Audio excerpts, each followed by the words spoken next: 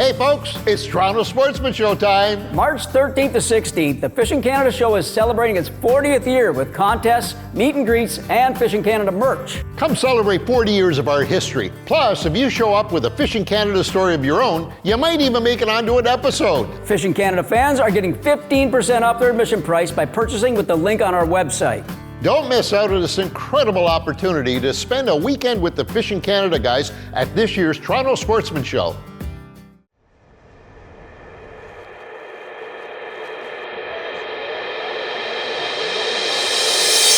This episode of Outdoor Journal Radio is brought to you in part by the Invasive Species Centre, protecting Canada's land and water from invasive species.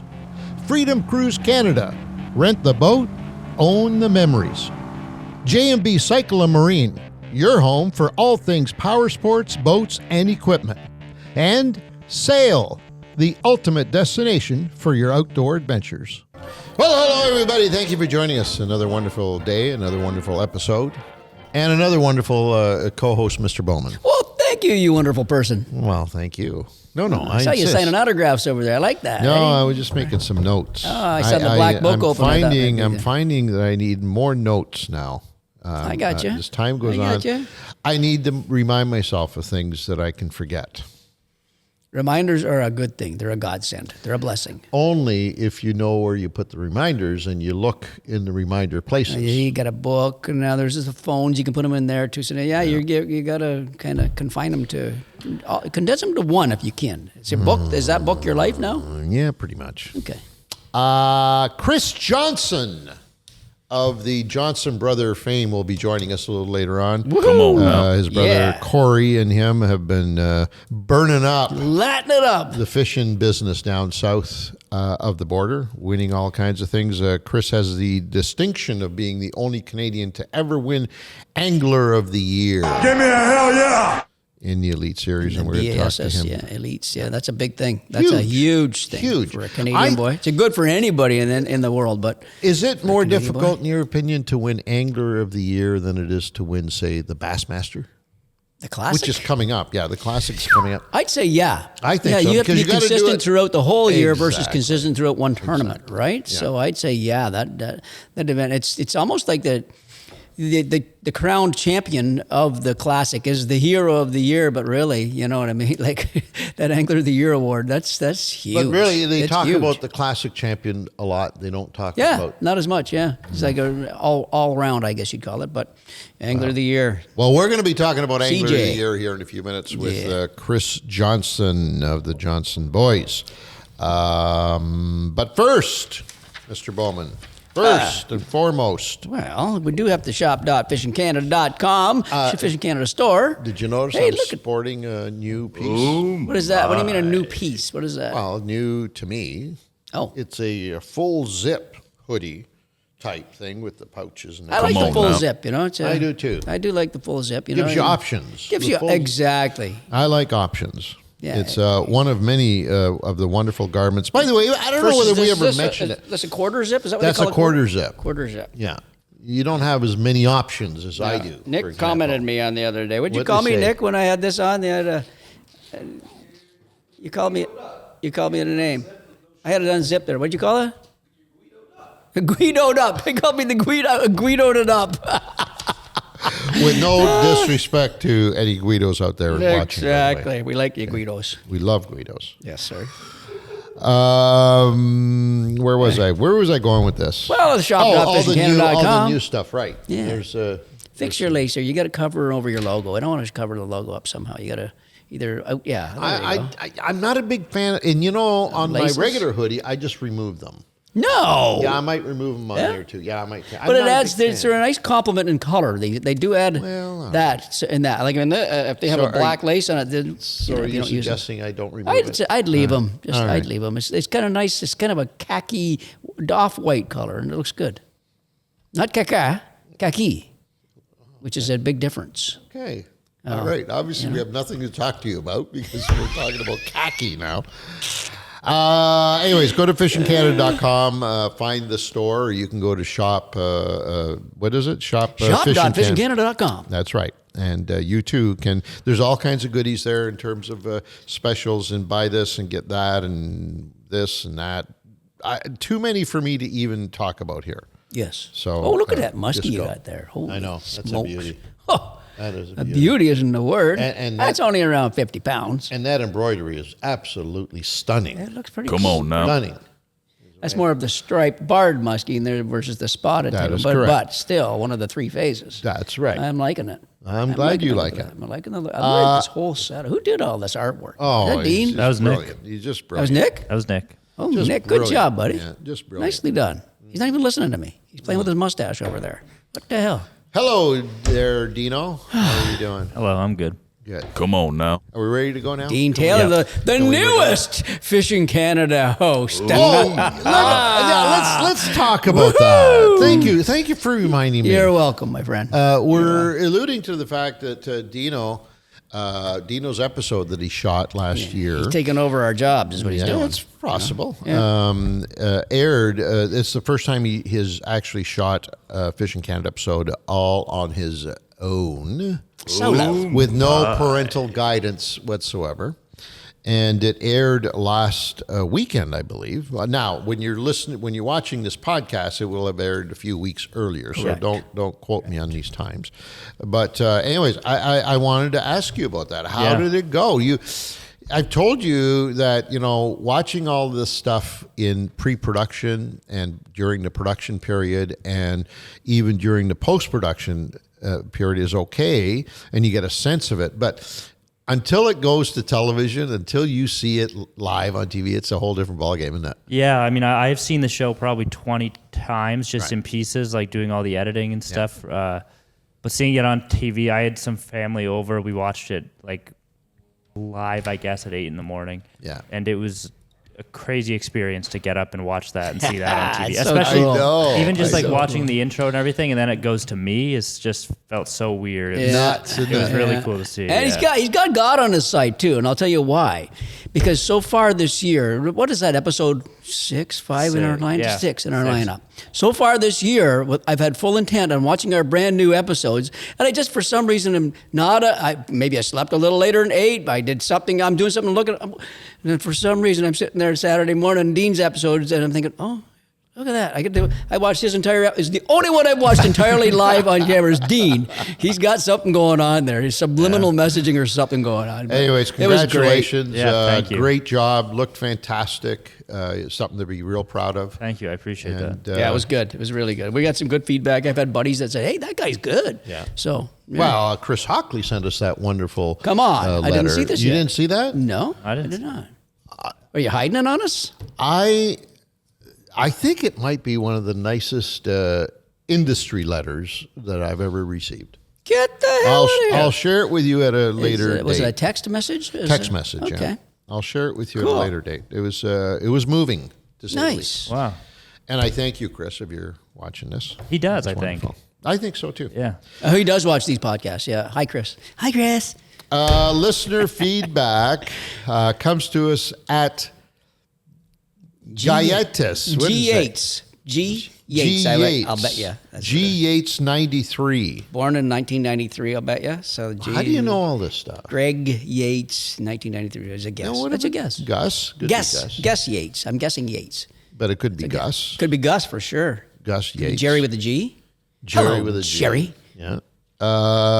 G. Yates, at G. Yates 93 via YouTube in response to episode 155 Holy crap. titled How to Make a Fishing Show. We just released that not that long ago, didn't we? I don't know. I think. have no We idea. recorded it not that long ago. G. Yates 93 goes on to say, great podcast. I've been watching your show since I was a kid and love it.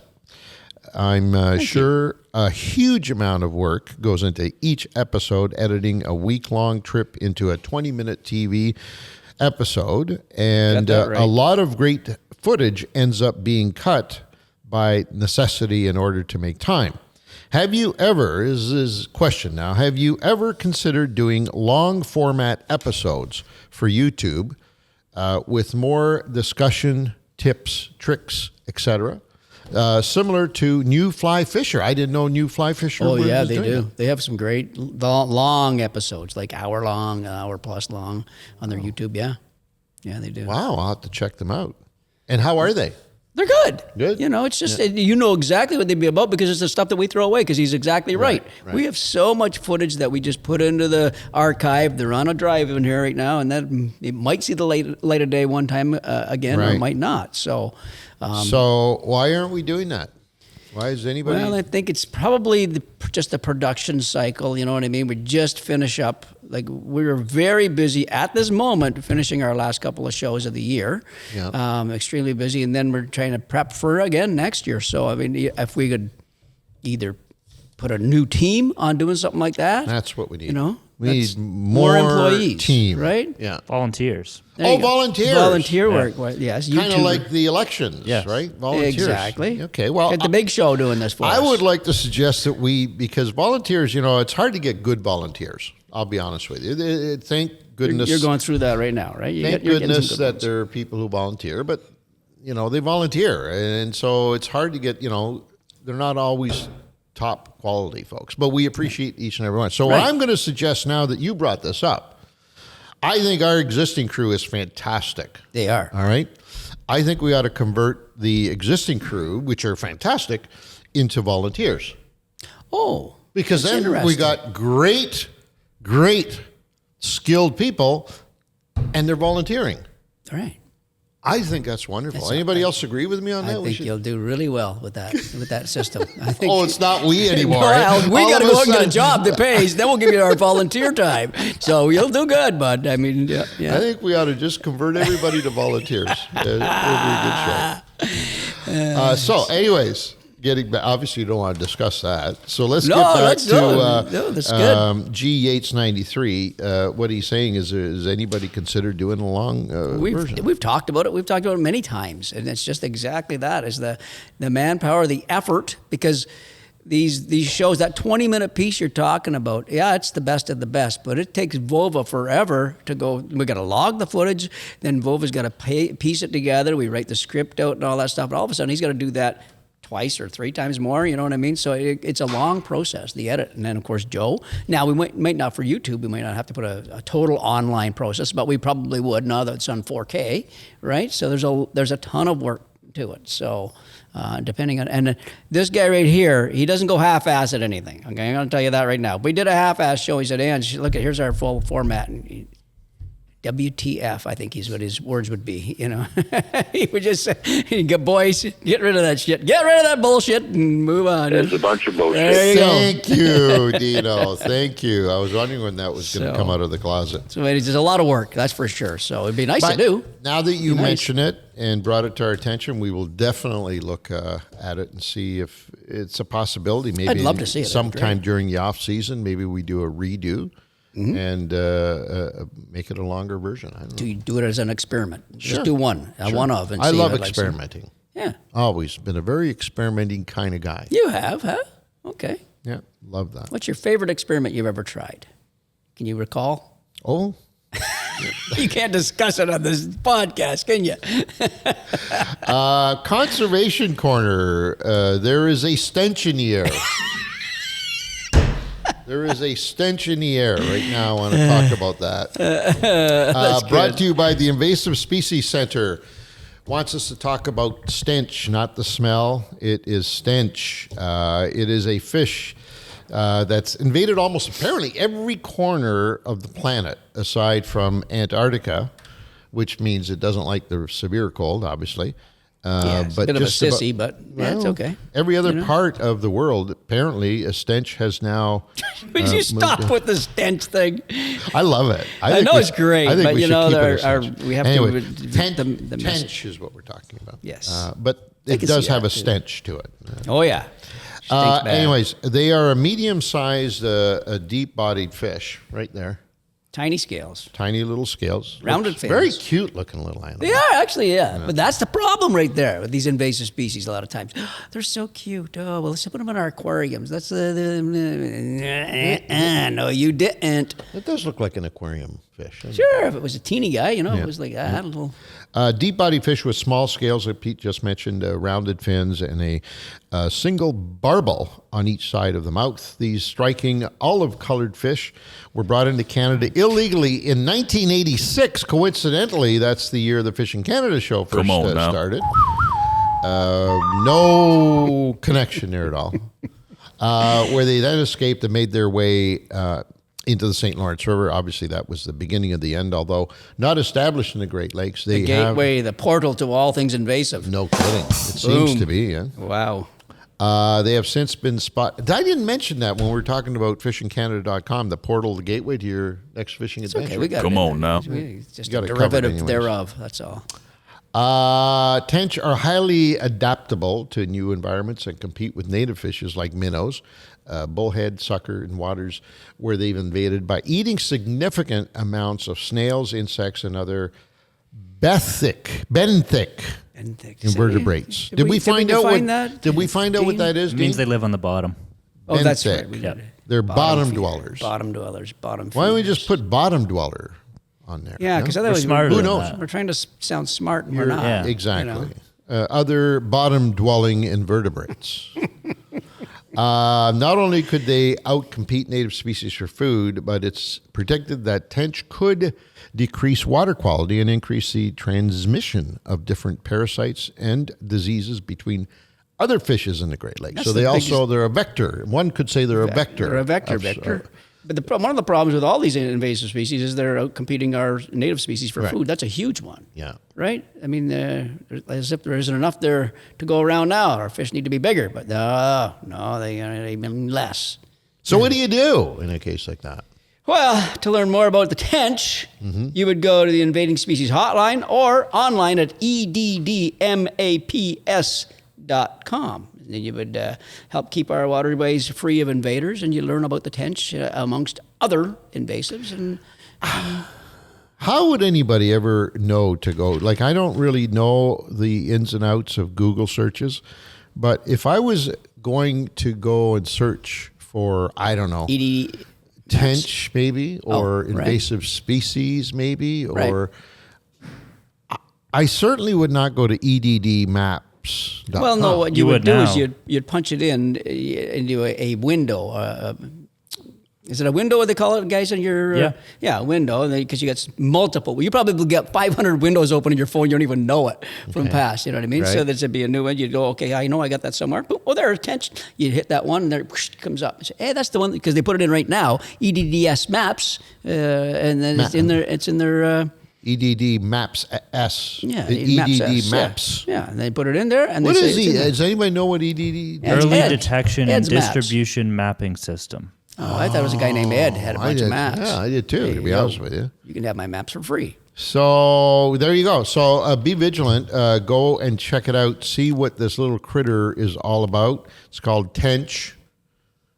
And it's all there on eddmaps.com. Come on now. Come on now.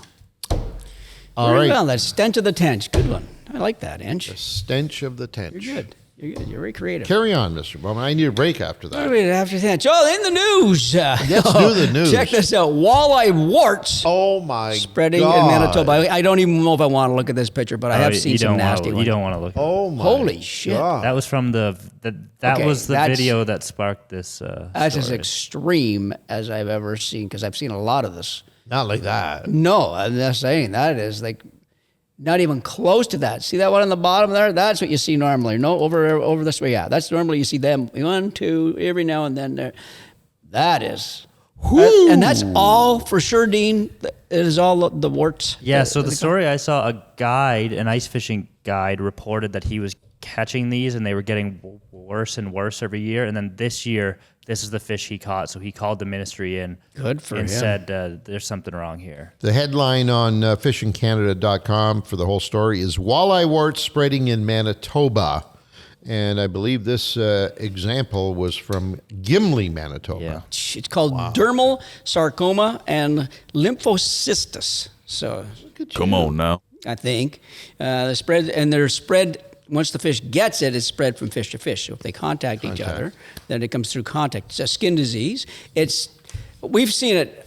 We've seen it time and time. Ange and I have seen it. And Dean have seen it time and time again on the Bay of Quinte. It was really prominent about 5 years ago, 4, 5, 6 years ago. It seems to be subsiding now. I'm seeing less fish with them on it. There's still some, but back in the day, it was not as extreme as that. But you'd see, 5 to 10 of these warts on the skin of the fish, and apparently it's not dangerous. It's not very inviting to want to eat them. But if you skin your walleye, fillet your walleye like normal, if you skin that skin off, apparently it's gone. It's not in the meat whatsoever. So it'd be like black spot disease. Or, have you eaten one with warts on it? I don't think so, because usually, and maybe I'm wrong on this, but it's usually bigger fish too. I haven't caught too many beautiful little clean 2-pounders that have at least a bunch of them on there. But again, it was late fall. It was always the cold water period that we were looking at them, and they were always a 4-pounder is a small one, so you get these 5, 6, and 10-pounders. But I've never, and I don't even know if I could pull myself to do it. I don't think so. That one on the screen there, I would never eat walleye. No, my God, that one needs to go right to the biologist and then into the garbage can for sure. Experts believe the rise in cases is due to increased walleye populations,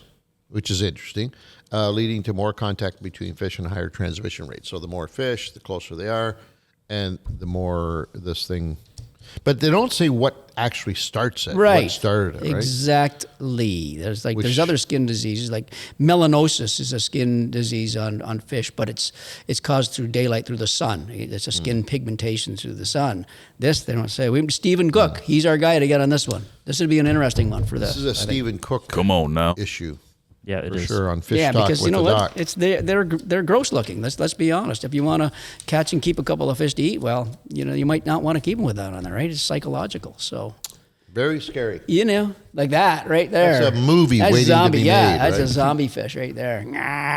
The full story on fishingcanada.com. It is walleye warts spreading in Manitoba, and CTV in Winnipeg broke the story originally, and we kind of piggybacked onto that. I wonder how far across the nation this goes. I mean, we got it here in Ontario. They got it in Manitoba.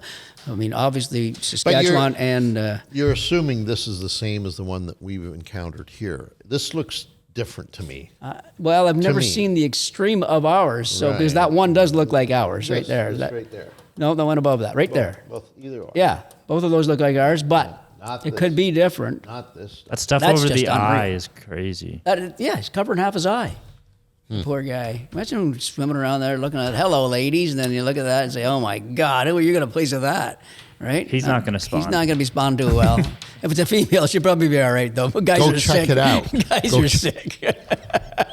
Fan question of the week, Mr. Bowman, brought to you by the good folks at fishfindermounts.com. Give me a hell yeah. Hell yeah. Hell yeah. Damn right, hell yeah. Fishfindermounts.com. If you're especially this time of year when you're kind of laying out the new boat. Yes. You got that wonderful new piece of electronic for Christmas, and now's the time you're getting a little antsy. You want to start laying it all out and putting it together. Mm-hmm. First thing you have to do is go to fishfindermounts.com. Yeah. Even before you lay it out, because sometimes you'll see things that they have that you didn't even know were available that will help you in making that decision for the perfect design of your electronics in terms of usage. So fishfindermounts.com. Yeah, if you got your boat in a nice little warm storage area, like our boat here, what a project for right now. And that way, opening day, you are RTG, ready to go. RTG, boom. baby. Come on now. So, fan question of the week, Mr. Bowman. submitted by Eli Adair via YouTube. You can do it either YouTube, info@fishingcanada.com, So Facebook, Instagram. Is this one? Yes. It's a contender. Is this the ones where they can win some 100 Yeah. buckaroos, Yes, right? as long as it's a question. I actually in the question form. realized earlier in the show, the guy who wrote in the listener feedback, he did have a question mark in there. I noticed that too. I didn't want to say anything because But he was responding to an episode which is considered feedback. Correct. So I don't think he was looking. Maybe he wasn't looking. He was just asking a question. He was Maybe giving he wasn't us looking some for feedback. a prize. No. Well, maybe you could take either this guy or previous guy, and if you want to choose one, A battle? battle of the questions. And what was the previous one? About the 20 minutes versus the long form. Why don't you guys ever come to a long form? Is that really a question, though, when you're ready to get Yeah, I think it's feedback. Just put a question mark. Just because there's a question mark in there doesn't make it a great question. No, answer. I don't think so. I can't. Okay, so we'll look at this one, and we will, at the end, we will yay or nay it, right? So what we're saying is if you submit a question, a good question, a real question, a thought-provoking question, we will, and Dean picks it out of his drum and puts it on our script. Like this one right here. And we read it, and we both decide, that's a really good question. Then you will get a $100 coupon redeemable on fishingcanada.com, the store, or shop.fishingcanada, the store, whatever it's called. I don't even know. What's it called? You don't like that, do you? You just don't like that. I don't like sending them there. I like going to fishingcanada.com, and then you get on that beautiful page. Maybe we'll scrap the shop.fishingcanada.com. Well, I think we should. We can get rid of it. I think we should. Because they're all going, well, just tell them one place to go, and that's it. Go on that beautiful front page, the lobby. That's the lobby to our house. And you guys are telling people, hey, go through the back door. Don't go at the front. Go through the back door. Some people don't want to make a flamboyant entrance. They just want to be, just unseen. Kramer. Kramer. Yeah, I don't want to be a Kramer. When he comes in, he's the best. Oh, my God. Nick spends all that time designing things that are in the lobby. Right, but maybe he designed that. Did he not do that? Why did we put the back door in there then? I have no idea. You guys snuck it in on the build. It wasn't even on the original building site to plans. Then all of a sudden there's a back door. Maybe because it's a single route. You just go there and you're right to the store versus the front door to click. Maybe, I don't know. Easier access? Anyways, if you're selected and we Nick's read staring it. at you right now. He might have an answer. He's staring you down. That was a compliment. I'm complimenting you in front of the lovely audience. I think it was a compliment, I think. He doesn't know a compliment from an insult. Maybe he wasn't listening 100%. Well, that's possible. I'd like to know what's in his other ear. He's got the one covered with the muff. The other one, who knows what's in that. But if we do select and agree that it's a wonderful, thought-provoking question, then you'll get $100 worth of goodies on the pretty generous store. of you, no matter what. That is a generous offer, I have to say. And up for contention right now, or up for consideration right now, contention would be if we had somebody else to pick too, is Eli Adair. And what do they have to do, Dean, exactly? He has to subscribe to our YouTube channel and leave a question on a video. That's it? Yeah, that's all. So they have to be a subscriber to our YouTube endeavors. Yeah. And then get together with friends and family and come up with a wonderful, thought-provoking question. Yeah, and spell things right, because I don't spell check them. Oh, spelling is critical on this? Yeah, I don't spell check. So we lay them out anymore. as is, right? Yeah. We're laying them out as. Remember, we've read a couple of those that were a little bit sketchy. A little questionable. Yeah. Okay, here we go. Eli Adair says, happy February, fellas. Well, so far I like him. Question. Thank you, Eli. Yeah. And he wanted to make no mistake about it. This was a question because he says, question for discussion here Smart on man. the topic He's right away. investing in this, right? Far, Eli's a winner as far as I'm concerned. Okay. Question for discussion here on topic of invasive species. Nice. Since moving to Vancouver Island from Southern Ontario, another transplant. I've noticed that the invasive species are different.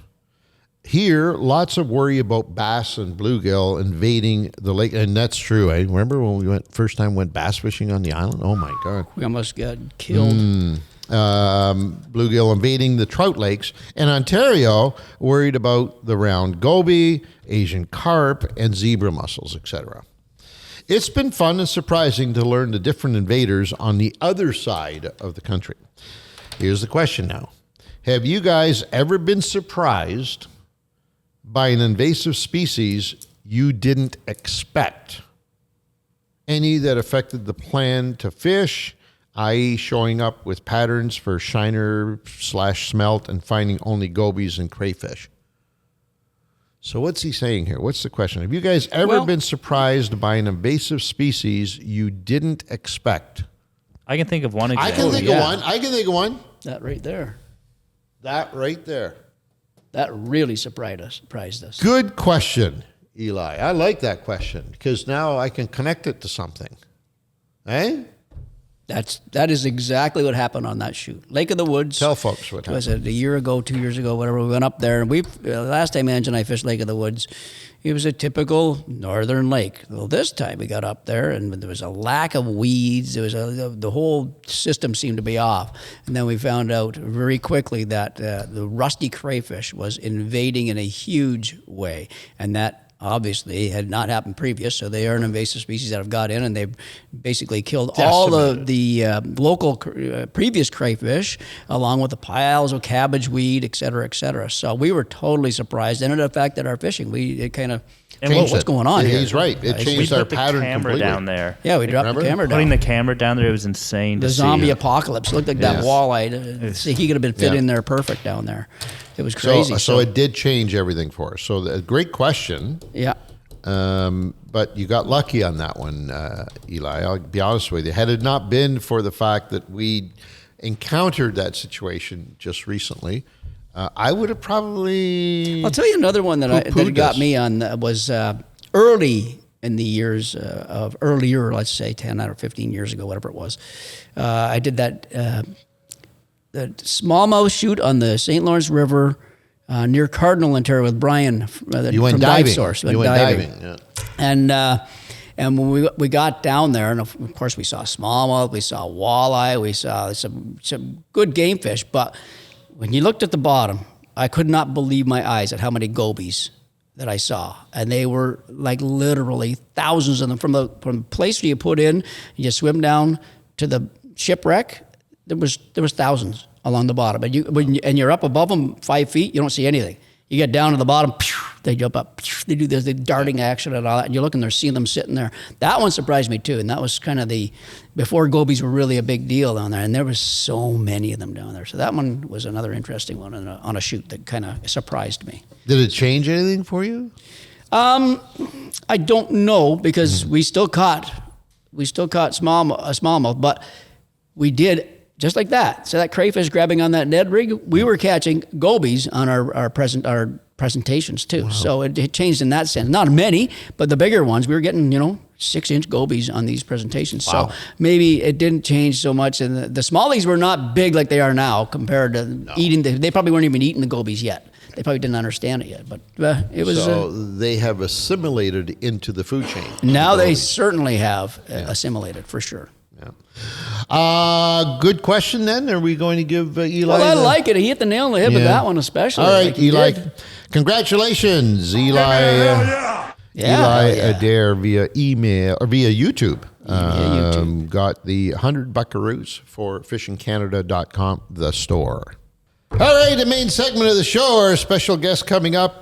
This segment is brought to you by Sail, the home for all good things outdoors, especially fishing and hunting. Yeah, especially now, right? Fishing season's coming up, open water season's coming up. You know what? You're not that far off. Yeah. I know it doesn't seem like it out there. But they're stocking I would assume they're stocking their shelves now to get all the new. Yeah, well, you used to. You normally right? You start that in October. Really? Yeah. By October, you're done with all the winter stuff, and then October you start ordering and bringing in. Now, when do you put it on your shelves, though? Slowly, January, February. Okay. Yeah, by March, you're full. There we go. On. We're doing it right now. Home to all good things: fishing rods, fishing tackle, fishing clothing, hunting equipment, and everything. much more. Head on over to your favorite Sail store if you don't have one in your area. We do here. So nice to have that so close. I love it. But you can always go to sail.ca, and shop away. They've got up to 60% off on specially marked items as we speak. Yeah. SAIL, sail.ca. Now, as we mentioned top of the show, the winningest dude pretty much in Canadian history in terms of winning special events. His name is Chris Johnston, the 2024 Angler of the Year in the Elite Series south of the border. First Canadian to ever win that prestigious title. And it is a prestigious title. Very much so. Much to his brother's chagrin. Hey, Chris, how you doing, buddy?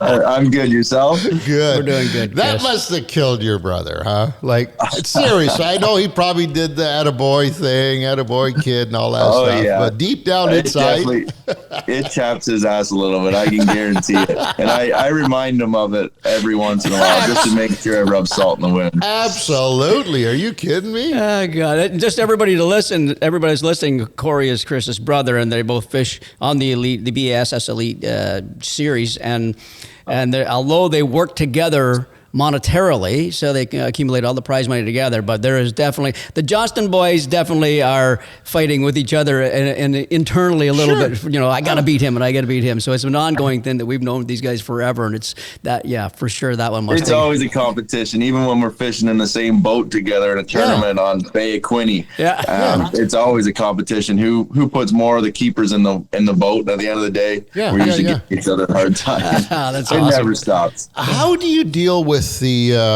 from tournament to tournament in terms of helping each other out? How much help is given and how much is kept behind? And you can be perfectly honest with us. You know, nobody will listen to this anyway. So how much do you hold back, you think? No, I don't usually hold anything back. And that's the nice thing about working with him, is I don't have to hold information back and say, like, I can tell him I was catching him on a hula popper over 40 feet of water, and I'll tell him the exact area where I caught him, knowing that he will leave that area alone. Right. But he'll try and duplicate it in another end of the lake. Right. So it's surprising in the fishing world, especially traveling in the U.S., there's people have networks. So my brother and I, we work together very well. But then like everyone that kind of rooms together, or they have buddies that they all call during the practice. You can't do it during the tournament. During practice, you all have a network and be like, hey, are you getting any bites, or does this lake just suck completely? So everyone has a network. Ours works really well because we're 100% transparent. Right. And some other guys have that, and some guys lose friendships and stuff over it because one guy was withholding information, and then they get into a domestic because they didn't tell their buddy what they were supposed to, sort of thing. So it just works well with us because we're 100% transparent. And you know what? It's also, I'm not sure about the other guys, but with Corey and Chris, it is a business. It is their business to be doing this together, right? So it's to your advantage to share everything you can. I'm not sure about the other guys, but if Buddy A and Buddy B are together and they're saying, hey, you know what, we'll share information, but we won't share prize money or something like that, then it might be, it might be tense.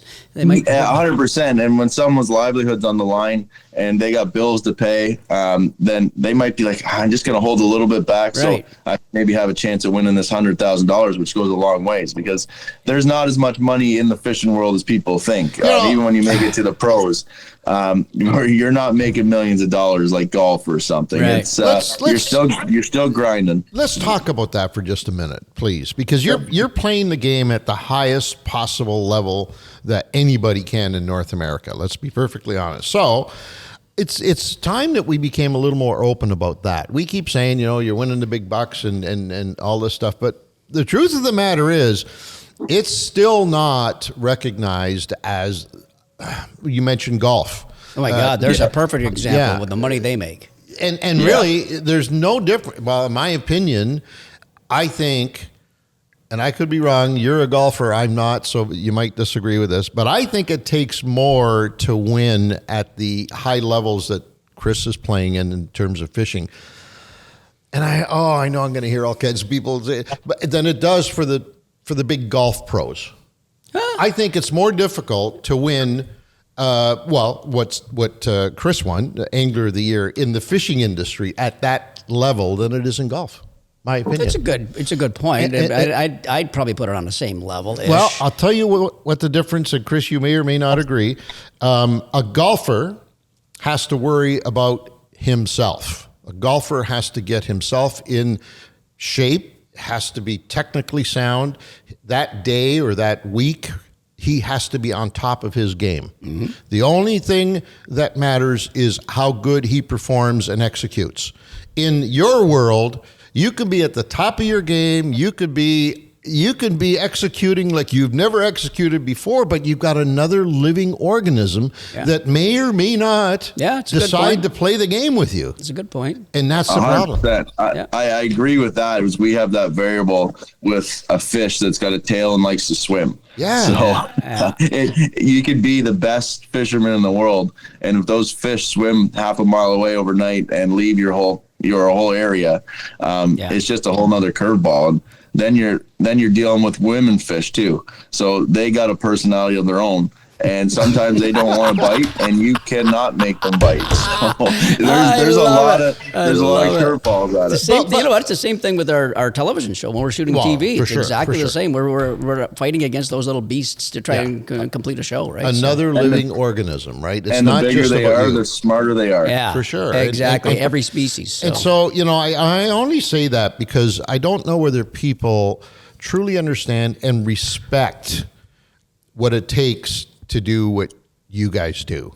Right. I really don't think they do. They have no idea. Oh, they're just out fishing and they're making money. They're making all kinds of dough. All they're doing is fishing, from one fishing hole to another. And like anybody can do that, but good point. But I don't think there is a professional pursuit anywhere on this planet that is as difficult as what you guys do, man.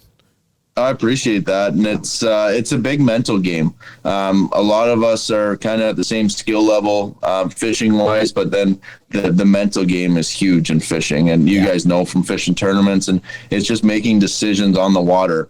And say you go to your first two spots, there's no fish. Okay, you got to scrap your whole practice plan and just kind of wing it and kind of fly by the seat of your pants and start practicing during the tournament and figure out where those fish went. And, like I said, a lot of it's between your ears when it comes to tournament fishing. What's Corey or Chris? What's your opinion?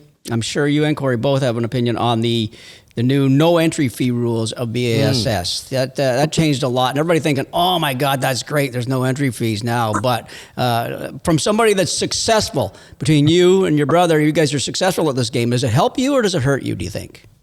That when I read the no entry fee, I found it at the same time as everyone else. I read no entry fees. I'm like, "Oh, that's great." But then you get down to the fine print and all the purse money's gone. So it's like, whoa, back up here. So if they had took the no entry fees out and kept purse money the same, would have been great.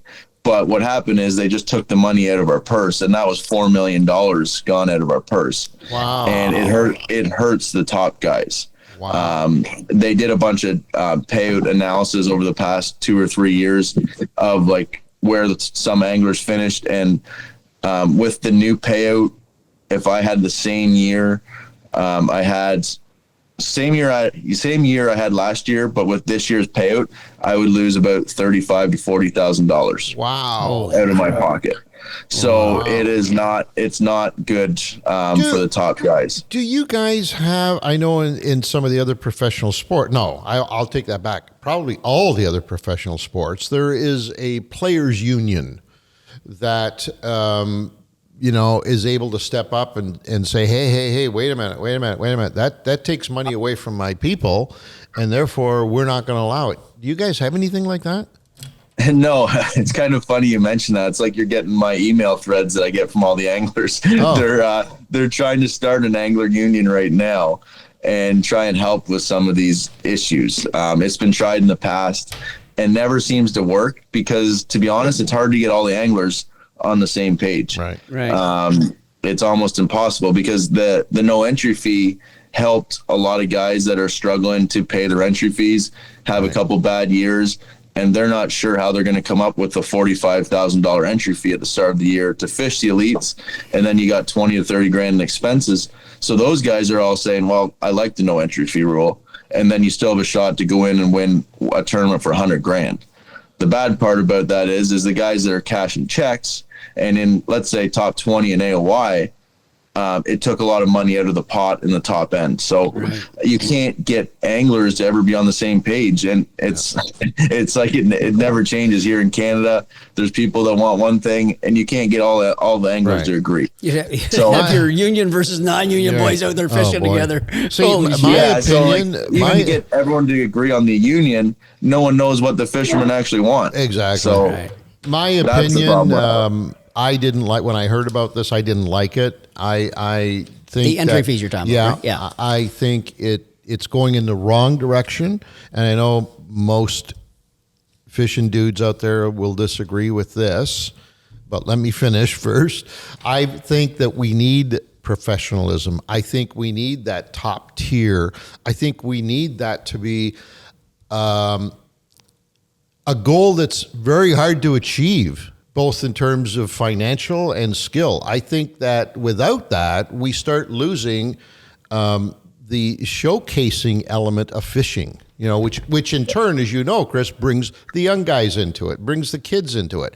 So that's the thing about this is I agree 100%. And the guys that are unfortunately maybe struggling to pay the bills, aren't having success, they're unfortunately at the bottom of the AOY. Yeah. And there's attrition. So yeah, they're going to get kicked out anyways in the next year or two. It's a harsh reality. And then that's making room for these young guys that are dominating at this sport. They get to come in and fish against the Bassmaster elites and still have a chance to make the big money. Right. Instead of getting to the elites and being like, well, the money's not that great even if I do have success. Exactly. Mm-hmm. Like So, you guys should be shooting every weekend. You guys should be shooting for a life-altering paycheck. And as far as I'm concerned, if you want to be the elites, which the name implies, Exactly. then every time that you participate, you should have an opportunity for a windfall that could change your life, right? Yeah. And I'm with you on this. Yeah. Are you looking for a second job? Maybe you're looking to work for Bass or be Holy the head of a union. shit. Chris, I've been got saying 38 jobs going on right now, the guy. I've been Jesus. saying this for 40 years. Even when we first started putting tournaments on ourselves, I really believe that there should be a distinction between the upper crust and everybody else. Everybody else can still play the game, but at a different level.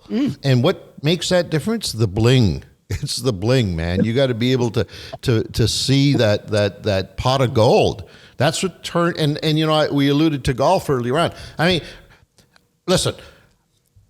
Arguably, there's as many great golfers that don't play professionally as there are professional golfers in the game. Right, I would think. Yeah, there's but a lot. what makes a difference is winning that big paycheck.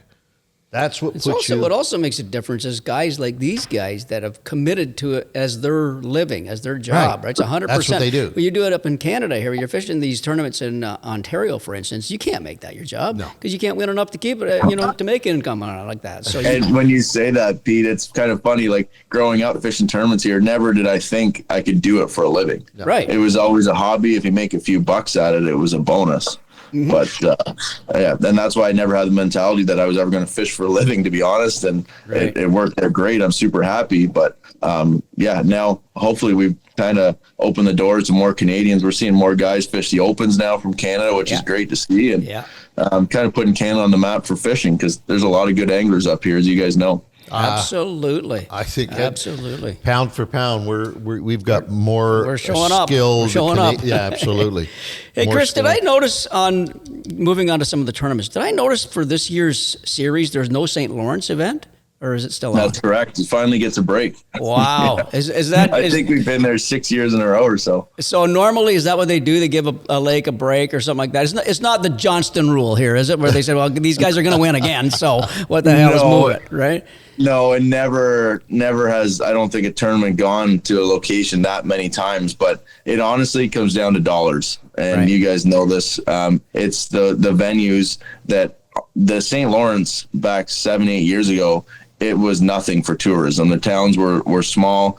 The motels were empty.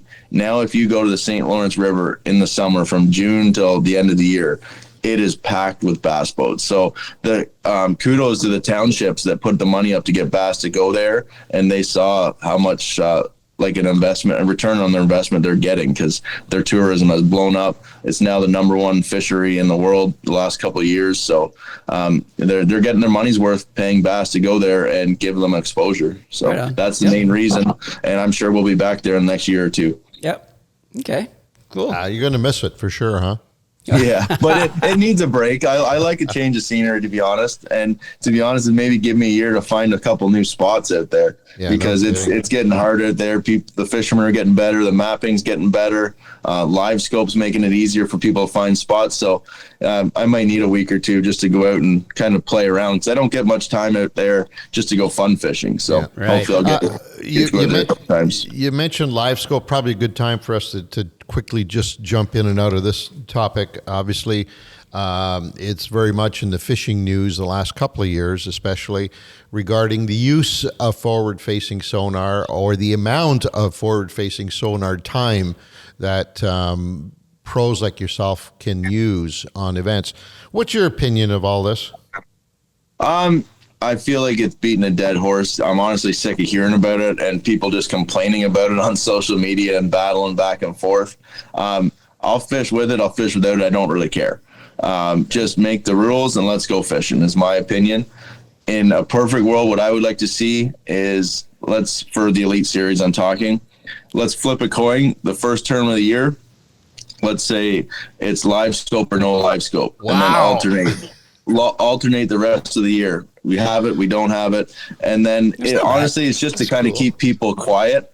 And because the person that wins the AOY at the end of the year has to be able to catch them old school, traditionally, and you have to be able to keep up with the technology. So no one can really complain at the end of the year. The thing that worries me about it is it could just be the beginning of the whole thing, right? What's next? So somebody comes up with a new type of a bait that is not live, but maybe it's so close to being live that it's like, and then do we outlaw that? Do we start putting rules and regulations every time technology allows us to? Exactly. It's like saying, okay, at the internet, it's not really. There's a lot of bad things about the internet. Maybe we shouldn't use it when we're on the bus. Maybe we shouldn't use it. Well, the bus driver home. doesn't need to be using it, but everybody else can.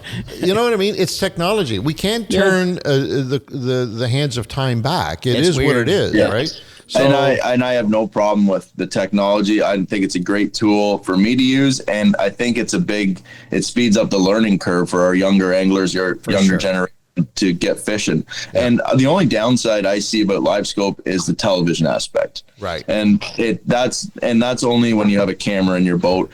It's hard for me, and I think most of the anglers, it's like me that's trying to type something on my cell phone, send a text message, and talk to someone at the same time. You're always locked in. Hard to have a conversation, or when they're saying like, "Oh, tell us what you're doing on the camera." Well, it's very distracting when you're staring at the live scope, because it's like you're sending a text message. So that's the only like downside of the live scope, is for the television. But other than that, I think it's a great tool. I'm glad he explained that, because I've always had an issue in that. What the hell's the difference if he's watching his fish finder and fishing versus pitching and not catching a fish, and pitching and not catching a fish? But maybe that's the explaining part. They can do it better by not having to look at a screen. I guess that might 100%. If I'm flipping or casting the spinnerbait, it's easy to, and you guys do it every day, it's easy to talk to the camera. Right. If you are zoned in at that graph and you're looking at a fish, you're trying to get it to bite, it's very hard to have a conversation while you're doing that. Okay. Yeah, that makes sense. So that's what makes it hard to talk to the camera, and it makes it a little less interesting, in my opinion. If you had your druthers, would you druther not have cameras around you? If I what? Sorry? If you had a choice, would you prefer no cameras on you during the event? Probably, but I've gotten a lot better at it in the last few years. It's always exciting to have a camera on you, because it means you're doing well. So that's not a bad thing, but I used to get a little nervous for it. But now, honestly, when I'm fishing, I kind of forget about the camera and just do my own thing. So I don't mind it at all, and it's great exposure. So that's what you need. Are you given an option at all? Does anybody? No. So once you enter that event, top 5 at the end of the day, or top 10 at the end of the day, you got a camera, right? So, the first day it's picked by Bassmaster, because it might be the current AOY leader always gets a camera, and then they'll pick like a local favorite or someone that's done well in the lake previously, and then at the end of day 1, then they take the top 5 for the next day, and then Saturday and Sunday it's the top 10. Each day get cameras. So you don't have a choice. But like the Bassmaster Classic's coming up, and it's aired on Fox Sports. That's cool. And Yeah, it's a big thing for Bassmaster and fishing in general. Yeah. And I'm probably going to have a camera on my boat day one because I want AOY, which it's pretty cool. Yeah. So I think I'd rather have a camera for that one and all my friends and family be able to watch, and it'll be fun. It's great, man. It's nice to see that we've gotten to that point where we've got our Canadian boys got cameras and the Bassmaster Classic. Right? That's Come on, crazy, Hey, Chris. man. So you won the Angler of the Year last year. Just give us an idea of the power fishing versus finesse fishing. Do you think there was an advantage? Did you do more of one than the other to succeed at that great finishing year? You know.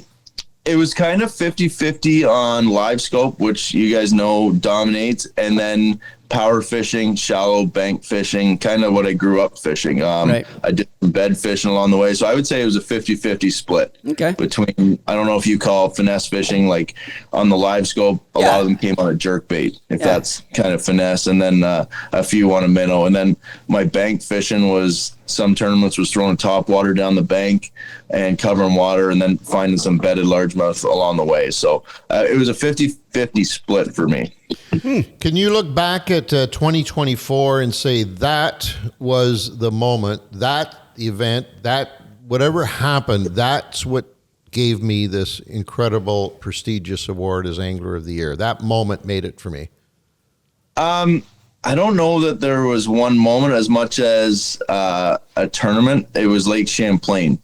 I was behind the 8 ball going into Champlain, and I knew I needed probably a top 10 finish at Champlain to have a chance at Angler of the Year, which was going into the St. Lawrence River, where I figured I could have a good finish.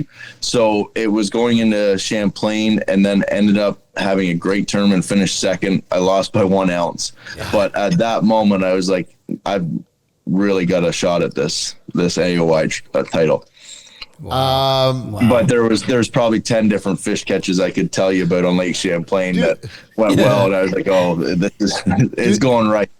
Do you remember can you sit back and look at last year, for example? I won't push you beyond 2024. Do you remember all of the fish that you caught? Pretty much. And it's amazing. It blows the girlfriend's mind because I can't remember what she told me to do that morning, whether it was laundry I get that from my wife all the time. Exactly. Oh my God. But then she's like, yeah, you remember where you caught a fish 6 years ago and what bait you caught it on. Yeah. It's amazing. That is awesome. Wild. I remember stuff. Awesome. I remember stuff from like 30, 40 years ago on a particular fish, the time of day, the weather conditions. Jigging big, black and blue, and dropped in a weed hole. And exactly. It's crazy. But I can't remember to take the garbage out. Yeah. Hey, I got one, Chris.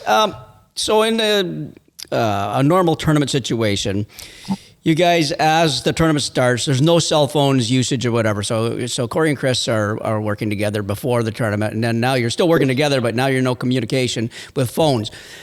In that St. John River event, I believe I saw or heard you told Corey where a fish was. You went boat to boat and told him where a fish was. So you can, if you guys are boat to boat, you can say, hey, dude, here. You can tell him whatever you want in that sense. Yeah, that was kind of a lucky scenario. But yes, you can, in a tournament, any of the competitors, if whatever, your buddy's going by or someone's struggling to get a fish and be like, hey, they're biting here, if they're close to you, whatever, you can be like, come over here, catch your 5th fish, get a limit. And that happens quite often. The St. John's River was kind of a weird one because Corey was leading the tournament and we were fishing in the same area with 2 or 3 other boats and everyone had gone, and he was struggling and he was kind of getting grumpy. He just watched me catch like a 6-pounder and it was late in the day. He's like, I need one more fish. And I happened to go over one that I thought was like a 5.5 to a 6. And he was complaining he needed one more fish. And I'm like, all right. I went over it. I'm like, here, there's a big one over here. Cause it was on a bed. So a bedded fish, for those of people who don't know, it stays on an area maybe the size of your table and it doesn't leave. They're not always easy to catch, but I'm like, there's one here. And I had just caught a good fish. I had a great weight. I knew I was going to be in good shape. And if he caught one more, he'd probably win the tournament. So he had never won the Elite Series tournament. and my mom was always hoping, I hope Corey wins this tournament. So I was just trying to keep my mom happy, really, that Corey could finally win one. But that won't happen again.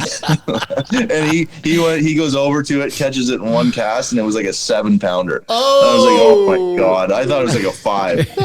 So that would have went a long way for me. And turns out he didn't even need the fish to win. He won by so much. If I had caught that one, I would have finished second. So it would have been really cool. Wow. What a great But that moment. was kind of a one-off situation. Yeah. But typically when we're fishing a tournament and we talk to each other before in practice, we're kind of dissecting the lake, breaking it down. If I tell him I caught him in whatever, Banana Creek on a swim jig or whatever, then I don't want him to come in that creek during the tournament because then we cannibalize each other. Right. So he'll be catching my fish, and then if you're splitting fish up like that, you're not going to win tournaments. Right. You need to have areas to yourself. But the idea is he gets to go to another section of the lake, and he'll try and figure out that pattern in another section where I wouldn't be fishing, or vice versa. Yep. So we really try and stay away from each other in tournaments.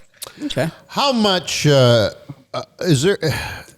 And I'll go back to our careers back in the old days of tournament fishing here in Canada, because there was a lot of it back then. How much of this game is between the ears? Like, do you let people? I know you guys are great at it, probably not purposely, but you guys get into the other competitors' heads real bad, okay? I gotta tell you right now, real bad. How much of that takes place in your day-to-day tournament fishing? Do you let other people in? Have you been able to block everything out? I guess is what I'm asking. And that is one of the hardest things about fishing is blocking out what you call the dock talk. Right. People saying, like, after practice, you're talking to a couple of anglers, like, I caught 30 pounds for my best 5 today, and they were biting a worm in 30 feet of water. You really have to block that stuff out, like you said, and do your own thing. Yeah. And figure out the lake, catch them the way you want to, your strengths, because half of that stuff you hear, it sends you on a wild goose chase, and you just wasted you only get 3 days of practice. Right. You can't waste time chasing someone else's fish. So you got to do your own thing. But there's people that will purposely try and send you on a wild goose chase, and then you're just wasting your practice. If you do that, you're going to end up with bad events. You've got an experience, don't you? Somehow? I was the worst sucker at that game on the planet, and the perpetrator 9 times out of 10 was a very good, close personal friend, and we went on to start a business together, and that is Peter Pokaluk. Petey Pokaluk. He threw one into you every time, did he? Oh, my God. I can see him And doing that. You know, Chris, I knew it. You know, I've been fishing with him for years. I knew what he was doing. But do you think it's like a big bass, right? He's looking at your bait. Look, he knows it's not good. He knows it's going to hurt. But then that what he told you, didn't you? Every time. every time. And he got those big eyes going. He said, Ange, there's a great big giant of those stumps over there. Oh, yeah, you're right. Oh, he was the worst. He was the best head game artist in the circuit for God, sure. I love that guy. He's the best. Hey, Chris, before, I don't know if we're going to wrap up or not, but I want to know, we got the Bassmaster Classic coming up in a month, basically, from where we're recording this right now in Ray Roberts in Texas. How do you feel about your chances there? I'm actually really excited for this one. I think it's going to fish to my strengths. I've been there once before for a classic. It was in June, completely different time of year, but the water was high and it was flipping bushes. Kind of brings you back to like the Otonabee River days, flipping willow trees, and it was a lot of fun. I think this year it's going to be where it's setting up. It's end of March. The fish are all going to be pushing shallow. I think it's going to fish really well because the fish are going to be spawning, pre-spawn. They're all going to be around the bank. And my strengths, I believe, are like sight fishing, power fishing, shallow. But then I think you're also going to have to throw some live scope into it, like shallow stumps or something. Get the big pre-spawners that are sitting just out front staging. And I think it fishes to my strength, and I'm looking forward to it. I think I should have a good chance at it. But these anglers are getting so good that it's hard to have an advantage anymore. So true. I think it's going to fish well. I think you're going to see some giant bass caught. It's Texas, and you're probably going to see a 9 or 10 pounder at least weighed in. So hopefully there's one of them in my live well. Nice. That makes pre-fishing a little more difficult when you're fishing in that environment, right? Because you obviously are counting on getting some big bites, and if you accidentally do that during pre-fish, you're screwed. So how do you deal with that?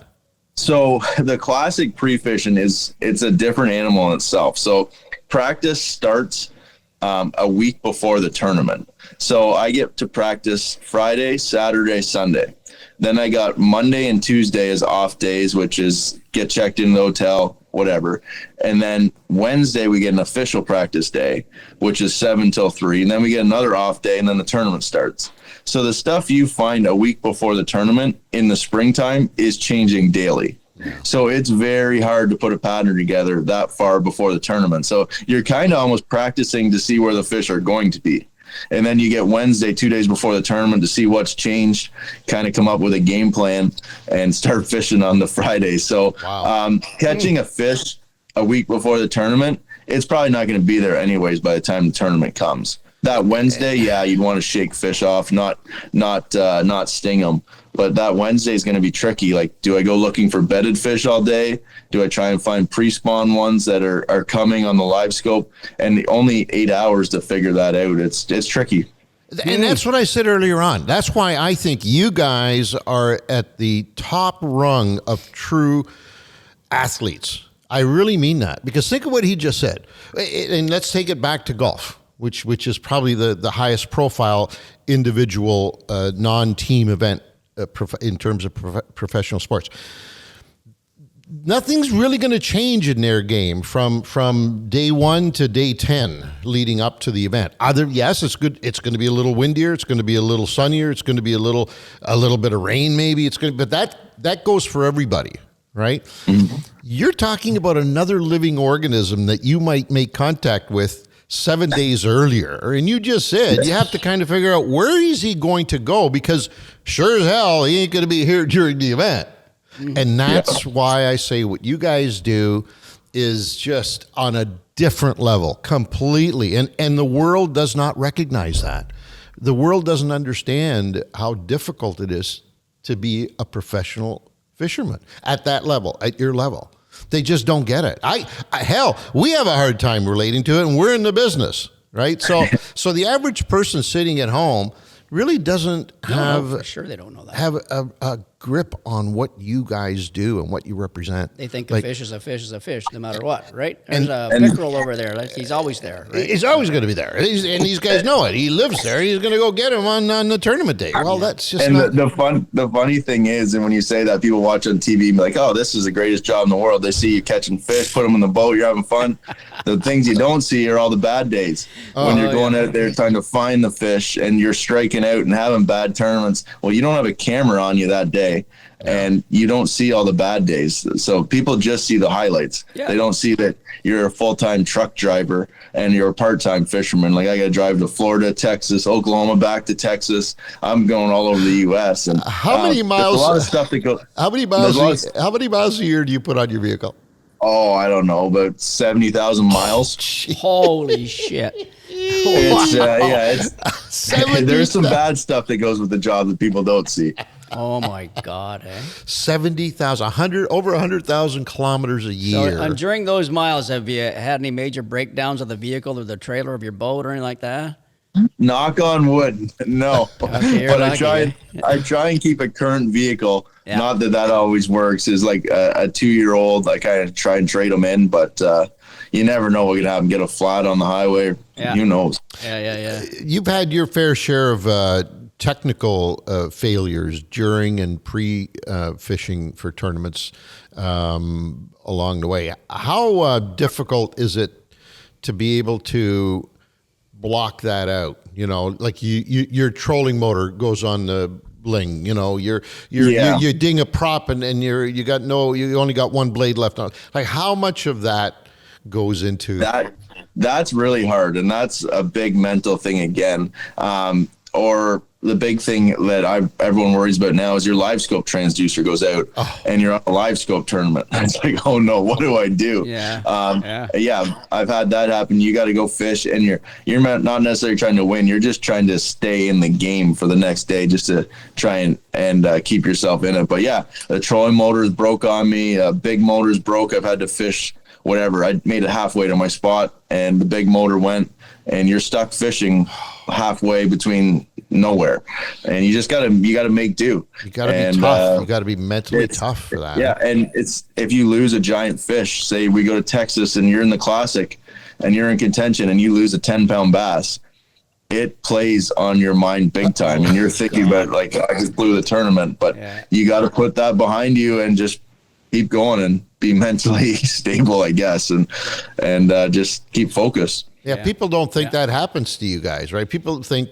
that every fish that you make contact with, comes to the boat in the net and plays a part in your game. But boy, there's a lot of times that just isn't the facts, And I've wanted to throw fits on the front deck. Trust me, when a 10-pounder jumps off and kick and break stuff and call it everything. But I won't even get into that. But there's a lot of names I call them, but I can't do that when it comes to a tournament, and just kind of stay calm and keep fishing and keep going. But back to that breakdowns and stuff. Yeah. One thing we never had in Canada that when I went to the States, I'm like, this is unbelievable. It's like a NASCAR pit crew, and every manufacturer, Mercury, Ranger, Bass Pro, Garmin's, all there. So if you have an issue with any of your products on your boat, you get off the water that day, they fix it on the spot. Yeah. Or say you're driving down the lake and you throw a blade.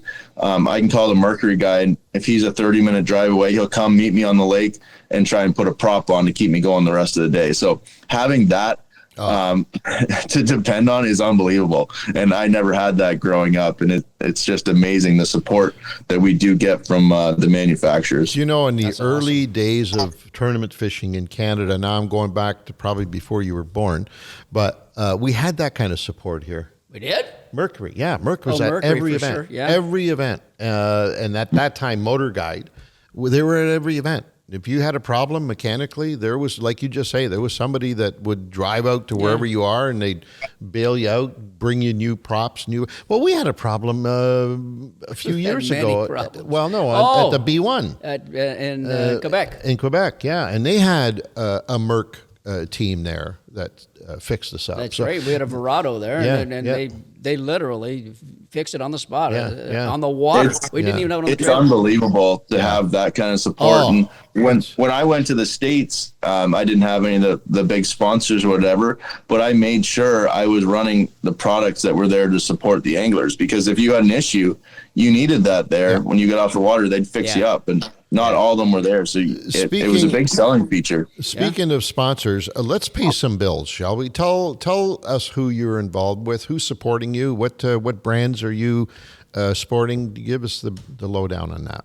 I've been very fortunate over the last few years to pick up some new sponsors, and I've had some that I've had since I was fishing as a kid when I was 15. But Ranger Boats was probably the biggest one. I grew up fishing with them with my dad, and they've been with me forever. Bass Pro Shops, I came on board with them about 5 years ago, and it's been great. Daiwa, Under Armour, Garmin, I've been with them kind of before Garmin was even cool. And I think you guys are on the same boat, to be honest. For sure. Sure. Now everyone wants it, but back 10, 15 years ago, there wasn't too many people running Garmin. But a lot of great sponsors: Seagar, PowerPole, Mercury. It's funny, I'm with Mercury now, and you guys know Michelle Kilburn. She used to run, I believe, was it GM Pro Bass? Yeah, that's right. Yeah. You guys, and now I'm dealing with Michelle out of the U.S., and she's helping the tournament support and stuff, and running the marketing for Mercury. So I see her all the time. Nice. That's cool. She was instrumental back in the day. Her and her then husband, the two of them were instrumental in keeping tournament fishing alive in this country. Can we just go there for just a moment? Aside from population, obviously that's a big thing, and aside from the vast amount of geography and water that we have to cover, why do you think Canadian tournament fishing, and I call it stunted, I call it, it's kind of barefoot and pregnant, in my opinion, okay, is probably is unpolitically correct as that may be today. Why do you think that is? Why have we not been able to just move that extra little step forward? I don't think we have the platform to promote it enough to have sponsors, or especially non-endemic sponsors, put money into fishing in Canada. Right. Like, how many tournament anglers are there in Canada as opposed to one state in Texas? How many tournament anglers are down there? Yeah. It just like, and how many viewers, if we put fishing live in Canada, how many viewers in Canada are going to tune in to watch that? Yeah.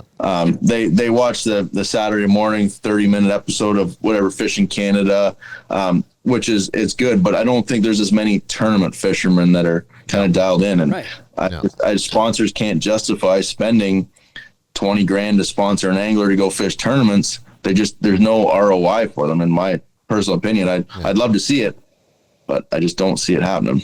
Yeah, just don't have enough of them. And yet we look at it every day and we say, why?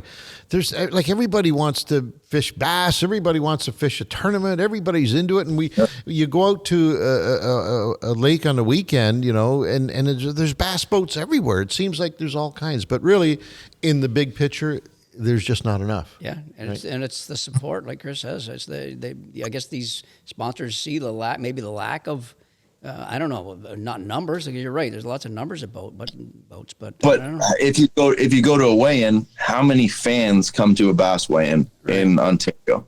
I can count them on two hands. And most of them are family members. Right. And I don't think we can get that sort of drive. I'd love to see it, and I hope some innovative tournament director comes in and make it a festival, make it a music concert involved with it, make it a play zone for kids during the weigh-in, and maybe drive some spectators that way and get 4,000 or 5,000 people through a weigh-in. Mm-hmm. But I don't think you can do it on fishing alone. So that's my 2 cents. But for example, I think CISA just announced that they're having a tournament out of Kingston, guaranteed $50,000, which we haven't seen that in forever. Right. So I'm hoping the anglers get behind this and support it. I think it's a $1,500 entry fee. Yeah. And that's a big frustrating thing, is everyone wants big payouts, but no one wants to pay any entry fees to get it. So it's a catch-22. So we'll see how many people jump up and support this, because there's finally a guaranteed payback, and I hope that the tournament fills up. But then there's not enough sponsors to put, hey, I'm going to cover your entry fee for that tournament. It's expensive to go to Kingston for a week practice. Sure it is. It's probably the most expensive place there is, because you burn $200 in gas a day on the lake. And so there's not enough anglers with the sponsors to support them to pay those big entry fees either. Yeah. So it's a tough one. But everybody wants to be a pro. You know, yeah, that's the problem, and that's the problem I have with that. And I think although Joe's intentions are good with that event, and we're certainly going to support the hell out of it, because we believe we need to break through this quagmire that we're stuck in tournament fishing here in Canada. But I also, and I've had lots of discussions with him regarding this, I do also believe we need to break away, and you may not want to hear this. We need to break away from the team concept, because I don't think we can call ourselves professional if we continue down that same road with team fishing. It's certainly not in the U.S. It's not something that happens on the major events in the U.S. for the most part, and it certainly shouldn't be here. And I think when we start breaking up those teams, first of all, what we're going to do is grow the sport, because now the Johnstons aren't going to use the same boat, and they're not going to use the same tackle, and not going to use any of the same. They have to have 2 separate packages, and that's going to help grow. And I've been saying that for 40 years. We do have it within our country. We just need to break up the 2-man team concept. And I know everybody right now is booing me like Trump. Okay, but Trump's booing you. But if you want to grow, if you want it to grow, that's what you got to do. You know, if we don't have a gazillion people to draw from, if we've only got a finite amount, there's only 200 anglers who are predisposed to fish tournaments on a serious level and maybe become pros. Well, those 200 are 100 boats, 100 teams. Well, let's break them up and make them 200. We've already doubled in size. Right? And the problem I see with that is those 200 guys, they get to split those expenses. Oh, I know. Well, it's just it's the expenses, I think, that really get people. And then only one guy has a boat or whatever. Or the one guy partner's boat's too old. And I'm fine either way. If it's a pro-am, if it's a team tournament, I just don't think people can afford to take a week off work, go to Kingston, pay $1,500 entry fee. So your expenses are going to be almost $4,000 for a chance. It's expensive, and there's not a lot of sponsor support for anglers. Everyone's got badges and patches on their shirt for sponsorships, but how many are actually getting cash to help them pay some entry fees? So I think that's kind of where it's stuck. It's sad. And you know what? The other thing is that as Canadian tournament anglers, that's all they know is the team thing. I know. Right? That's all we've ever done is the team thing. You know what I mean? So it's kind of a way of life for it, and it's not making a living. It's a hobby, basically, right? So, it's a hobby, yeah. Anyways. And that's the way I looked at it growing up in Canada. It's a hobby. If you make some money at it, it's a bonus. Bonus right there. But right. And if people can go fish for $50,000, and instead of paying $1,500 solo, they can split it with their buddy, go have fun, have a vacation. Yeah. I think they're more looking at it as a hobby and not to do it professionally. Right. And that's all well and good. The only problem with that is that we lose the opportunity to see people like you and your brother because, and I don't blame you, by the way, because you're going south of the border where the money's at, right? We lose the level and quality of our professional anglers because they're going south of the border to ply their trades. And that means that we are not exposed to that level of professionalism. It's all south of the border, and that's the problem. And that's going back to that kid you alluded to earlier on. Maybe even you 30 years ago would fall into this category. You missed the opportunity to create that hero, that star that a young kid can look up to and say, one day I want to be Chris. Because you guys are doing that for the Americans south of the border. And that's the problem. I agree with that. And I used to fish that Canadian Kingston Pro-Am or whatever it was. Yeah. And I think that Pro-Am was a great way to get people into the sport that didn't have the bass boat, but got to go spend a day with me or Bob Azumi or whoever. You got to go spend a day out in the water, pay $400 or $500, and you got 3 days of fishing with the best anglers in the country. In Canada. And then all of a sudden you're seeing some of those guys down the road become pros, or if it's a 19-year-old kid wants to learn, it's an easy way for him to get in and see how it's done firsthand. Well said. Well said. My friend, we could keep you here all day, as you know, but you got things to do. I know. He's got to find an account for all that money. I got tax things to do. It's no fun. It's another one of the bad things. There you go, people. Living up here in Canada, listen to that. Paying 50% of my taxes. There you go. There's always a downside to everything in there. Yep. Listen, we wish you nothing but the best down there. Yeah. Certainly in the Classic coming up, we're rooting for you. The whole country's rooting for you. Kick some the entire butt. season. We get another AOY, buddy. Do that. Two in a row. That's always the goal every year, to have a shot at AOY. So you can't win it on the first one, but you can certainly blow it. Have very many anglers won it back to back? Not many. There's definitely been a few. I can't even think. KBD, maybe Aaron Martins, but I'm not sure. Has KBD done it? Has he? I don't think so. Not back to back, multiples for sure, but not back to back. So that's what you need to do. There you go. Piece of cake. I feel like one of them have, but I'd have to look it up. But I'm just going to worry about the first tournament one at a time. All right, brother. Listen, thank you very much. Say hi to everybody. Say hi to Dad, Lynn there. He's down in Florida right now, bass fishing. I'm up here in Canada. What's wrong with this picture? Yeah, exactly. Best of luck to you, my friend. Thank you. Thanks for having me on today, guys. Pleasure. See you, Chris. Thank you. Wow. Yeah, I remember those two when we were growing up because they were at every event with Lynn, their father, and they were keen even back then. You could tell. Oh my God! You could tell that there was something there. I fished a tournament. Mike Miller and I fished a tournament on Lake Simcoe. I remember this, and And Mikey and I got something like third place or something like that. And Corey and Chris were really young. They were 16 years old. They were fourth or fifth place just behind us. And you could see the pissed off disappointment in their face for getting that, for being in the top 5 or 6. And we didn't win it. They were just pissed they didn't win it. They were that good. Like, not pissed off and being assholes. They're just like disappointed in themselves at that age. 16 years old, and we should have won this tournament. That's how good they are. There's something in those two. There's something there, isn't there? It's not just they've had great tutelage. Obviously, Lynn, who was a Canadian tournament angler for years, he obviously passed down something there. Yep. But there's more to it. These two. Oh, it's more to it than these that. These two guys are. They're machines. It's magic. They're good. Well, we've seen them pre-fishing. I remember one time on the St. Lawrence, we watched. I think it was Chris. Pre-fishing, and we said, like, what is he doing?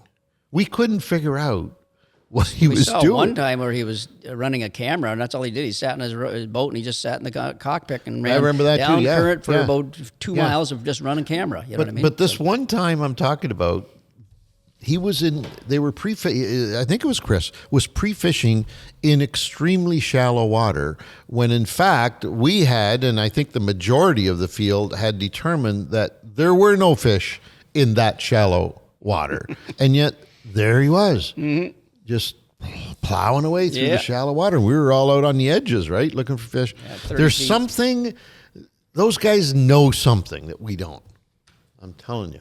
And now it's manifesting itself into tremendous careers south of the border. Yeah, no, they are that good. Anybody listening here, those two brothers, along with Gussie, along with Coop, they're all, but they are all. I mean, those two, the Johnston brothers, are a special breed of angler. That's for sure. Bass angler. They're good at everything, but they're really good at bass. So, anyways, that are it. Want to remind the good people who are tuned in, watching this podcast about the wonderful contests that are ongoing on fishingcanada.com. Speaking of winning, right? Speaking of winning, you can be a winner just for going to fishingcanada.com and putting ballots in the many contests that are going at any given time.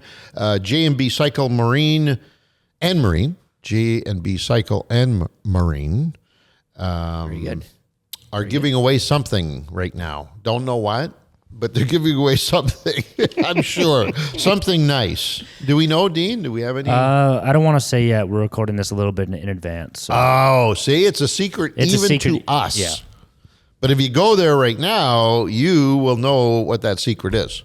Indeed. All right. And there is a bonus code in front of you, Angelo. Oh, you want to? Why don't we do that? Yeah. Why don't we do that? So this bonus code is what you would use to get 10 extra ballots on whatever that prize is.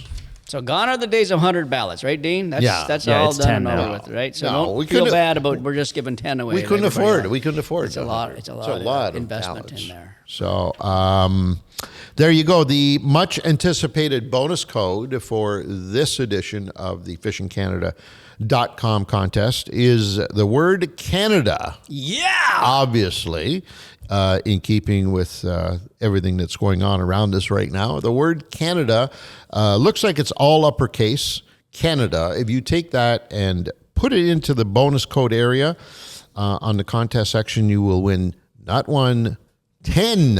Come on now. Free entries. So head on over to fishingcanada.com. If you haven't entered at all, you're missing out on a whole bunch of fun.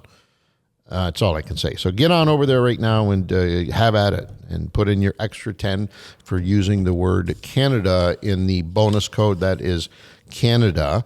Also want to remind folks before we cut off here, the Toronto Sportsman Show is upon us. It is upon us. The holy grail of shows in this country is the Toronto Sportsman Show. It's been around for over 100 years. Come on. Almost like you. Come on now. Freaking years? Yeah. It's the oldest. I think it's the oldest consumer show. Do you think you'll make 100 years old? I might. You think you're going to hit it? I might. If you look after me. Oh, I'll look after you, buddy. If you look after me, I'll be there. As long as you keep supplying me with Arturo Fuente cigars. Oh, that's what they need to hear. This year, it's March 13th to the 16th. That's the Toronto Sportsman Show celebrating. We're my. celebrating Oh, but 40 wait. years. Yeah, but wait. Yeah, we're going to be there. I didn't see. I'm just Yeah. reading this I stuff. thought it was 140 years for the sport. The whole crew is going to be there. Fishing Canada will have a presence there because we'll be celebrating our 40th anniversary on continuous broadcast in this country, which is a bit of a milestone. Not 100 years, but 40 anyways. We got a good jump on it now. It's not too shabby compared to, you get watching the other series. They say, well, we went for a full 8 years in this series. Well, whoop-de-doo. Look at you, Bobby Dazzler. How about looking at us? And that's what we want. We want people to look at us. There will be there will be all kinds of festivities going on around the 40th anniversary. But if you drop in and see us, there will be some special taping going on. If you tell us what your favorite moment is, recalling the Fishing Canada show history, we will be recording those and putting them on an episode that'll be airing in. What? Yeah, it'll be airing. Yeah, you didn't know that, did you? You're going to put Volvo to work there? Is that what you're doing? No, he'll have it all preset, and he'll be sitting there with his hands in his pocket as usual. He'll be working like he does now, much like he's working right now. The end product is all that matters. Right, I would Volvo? love to. It's the end product that makes the difference, right, Volvo? Doesn't matter how we get there, as long as it's a beautiful. Boba, I think, has got some cat DNA in him. Cat. Yeah. He shits in a box. Maybe. I don't know about that for sure. But much like a cat, Vova does not have sweat glands. Did you know that? I didn't know that cats do not have sweat glands. They're not capable of sweating, perspiring. Okay. All I know is cats are a piece of shit. So you're calling Vova a piece of shit. Whoa. How can you say that? There's one in my house. We have cats listening to this. But all of a sudden, you just alienate all the cats. Furries. I'm sorry, all you furries. Not. God, you're so uncouth. Thank you. I appreciate that. Anyways, drop down and see us. You can't miss us there. We're somewhere in the middle of the show, and we will have festivities going on each and every day. So pop in. Make sure you say hello to all the gang. You will be able to talk to Vova, too. He'll be there at some point. Sweat glands. If we can. Well, he won't be sweating for sure, but he will be there. He will be there along with everybody else involved. That's the Toronto Sportsman Show on March 13th and 16th. 2/16. That's the International Center, I believe, right, Dean? Yes, sir. Yeah, thank you. Anything else I need to say about that? And we're good for now. Oh, that was good. No, it was not. You're just saying. Oh, yeah. Oh, my. We should have a discount active. So in the link in our bio in this episode, if you go there and purchase your ticket through that link, you should get a discount. Whoa. Should. Not saying you will. He's saying you should. That is significant. That's significant. That is a big deal. So if you go and click, there's a link as we speak somewhere. In the bio of this episode and in the bio on our Instagram and Facebook and all that. You'll find it. Cool. Yep. There you go. And you get 15% Always giving off. stuff away. Hey, we're like Santa Claus here. Ho, ho, ho. He's going broke too, I hear.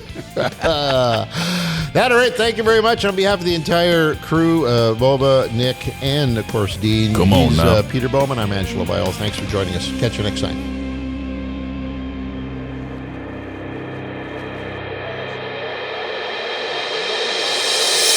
This episode of Outdoor Journal Radio has been brought to you in part by the Invasive Species Center, protecting Canada's land and water from invasive species. Freedom Cruise Canada, rent the boat, own the memories. J&B Cycle and Marine, your home for all things power sports, boats, and equipment. And Sail, the ultimate destination for your outdoor adventures.